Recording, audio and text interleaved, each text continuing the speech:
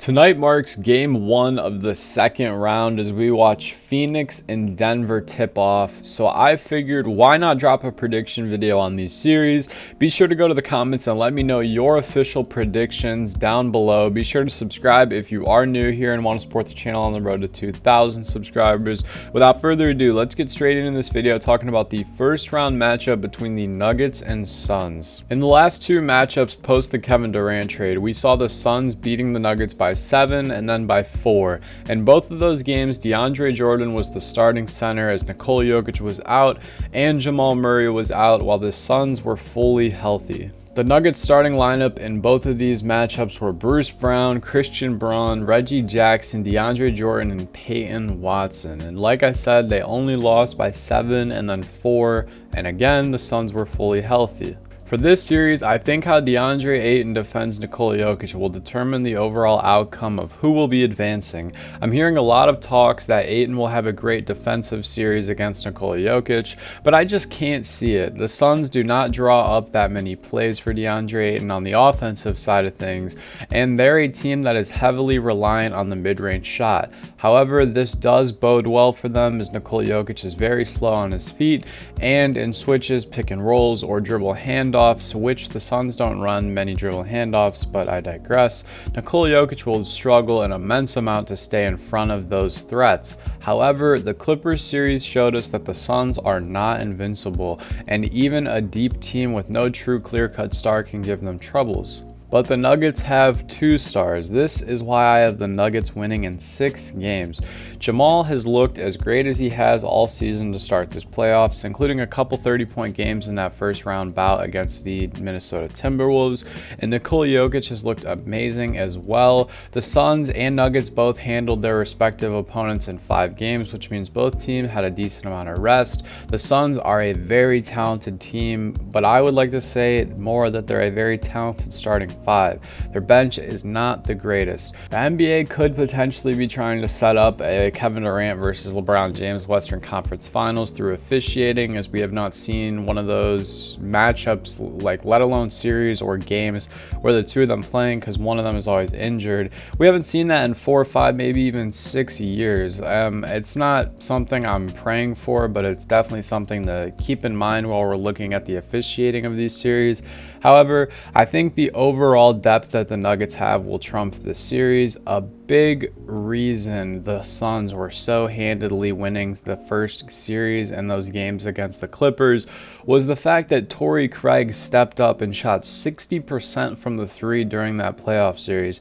We're talking about a guy who shoots a career average of 34%, knocking down nearly double the amount of threes on nearly double the percentage. If he can keep that up and be the 5th option, it'll be very interesting to see the Suns going forward. In my first predictions video, I did say that the Suns don't really have a clear-cut 5th option like a Derek White type of guy, but Torrey Craig is seemingly stepping up into being that. But all in all, the Suns bench has been extremely lacking as far as production goes, which is why I say they have a great starting 5, but not the greatest second unit. So like I said, I got the Nuggets winning in 6 games. As for the Heat versus the Knicks, I think this is by far the hardest series to get a read on, and mostly because both of these teams upset the opposing teams in the first round, their respective opponents. The Knicks have somehow gotten home court advantage in the second round. That just seems fake, because obviously we all thought the Bucks would have the home court advantage against either the Cavs or the Knicks.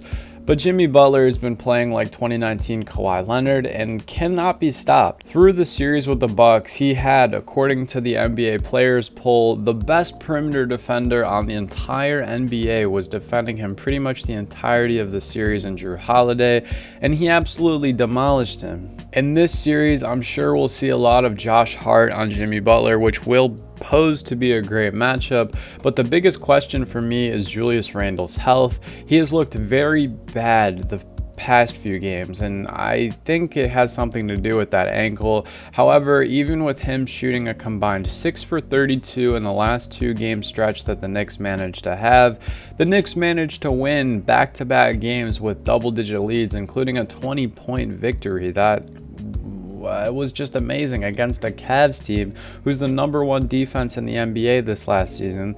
Mitchell Robinson and Jalen Brunson dominated their respective aspects of that series. Honestly, a huge shout out to Mitchell Robinson and the entire front court for the Knicks because they just looked so amazing on the offensive glass. This Heat team is great when Jimmy is, and without Tyler Hero, I don't doubt that he's going to continue to be great, but I think that Brunson, Randall, and the Knicks are generally hungrier and deeper than the Heat. Having said this, I got the Knicks beating the Heat in a 7-game series. However, if the Knicks continue to shoot 28% from the three while the Heat continue to light up the league, shooting 45% from three as a team, which is a huge reason why they were able to defeat the Milwaukee Bucks, this could very well age poorly, and the Knicks could end up losing this thing to the Heat. Like I said, this is one of the hardest series to get a read on. As for the 76ers and Celtics, per Through the Wires podcast, it has been brought to our attention this morning that Joel Embiid is likely going to be out for game 1 of this series, and one game can really swing the momentum of a series like this.